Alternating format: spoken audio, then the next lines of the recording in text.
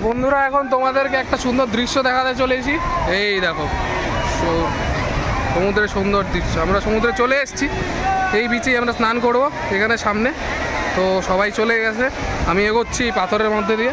সামনে প্রতীক আছে, প্রতীক একটু হাই করে দেয় বন্ধুদের। হ্যাঁ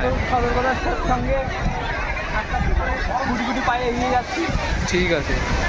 তো আমরা সবাই মিলে কি ডিসাইড করেছি যে একজন ওপরে থাকবে, প্রথমত নিচে থাকবে, মানে 5 জন সমুদ্রে থাকবে, আর একজন ওপরে মানে স্থল ভাগে থাকবে। হ্যাঁ, একজন স্থল ভাগে থেকে আমাদের ফোন আর গামছা বাকি সমস্ত জিনিসের প্রোটেকশন দেবে।